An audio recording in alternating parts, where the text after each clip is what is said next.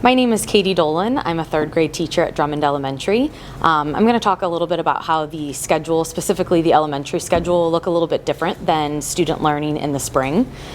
We all know student learning in the spring was a little bit more centered toward crisis learning. It was something that we had to do pretty immediately, and therefore it wasn't as rigorous of a schedule or as planned out of a schedule as it would have been if students were with us all day. But moving forward for this new school year, that's going to look a little bit different for students. Our day will be planned out and will follow a schedule. The schedule will allow for students to have breaks and specials will be built in just sort of like the building schedule would allow for. Breaks will provide students those times to take a breath, to get a snack, whatever they need to do to recenter and refocus for the rest of our day of learning. The instruction will kind of look like instruction in a whole group or as a group of whatever sorts, and then kind of tapering off to that independent piece where students are allowed to do independent work or explore something on their own as some type of exploration, and then kind of refocusing again as either a small group or a whole group to recap or reflect on the lesson. So obviously a major concern could be how much time students are spending on a screen throughout the day, and we've talked about that, and we've talked about the option of implementing brain breaks and giving students sort of mindfulness time and time to not just be directly focused on what's going on the screen all day.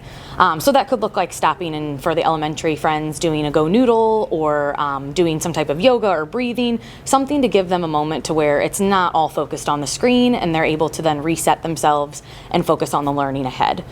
So our hope is to be able to implement those breaks as needed, but also just steadily throughout the day in between lessons, just as you would in the classroom.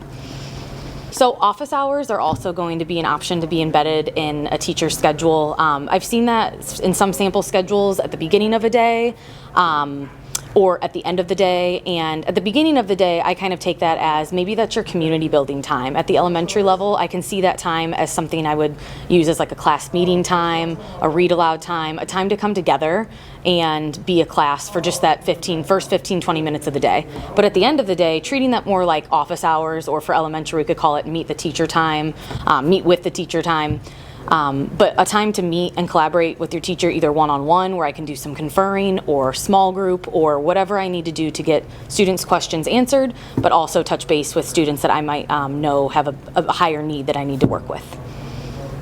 Also, as far as the beginning of the school year goes, with the school year starting now on August 31st and the first day of school being delayed, we anticipate that the week of the 24th, students will be able to pick up their technology, and not only their iPad or their device, but also supplies that we can envision them needing.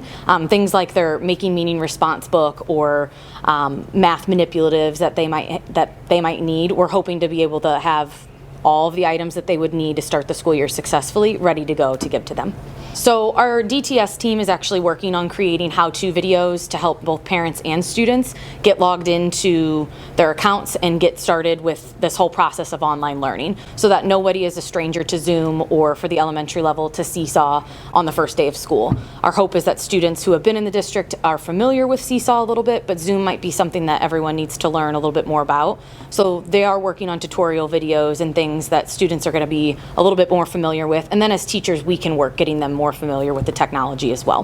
When your child's teacher is announced at the beginning of the year, definitely be on the lookout for initial contact from your child's teacher, and that they're probably going to give you what the schedule will be for the day. You'll be able to plan with your student prior to school starting and get kind of your routines and procedures, kind of get those started at home.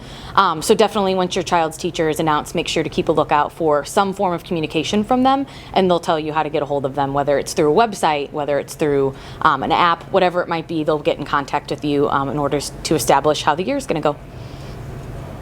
We, as elementary teachers, we are really looking forward to starting this virtual adventure with all of our elementary students. We know it's going to be a lot of learning this year, but we are all in this together, and we're very excited to do this virtual journey with our students. We can't wait for the first day of school.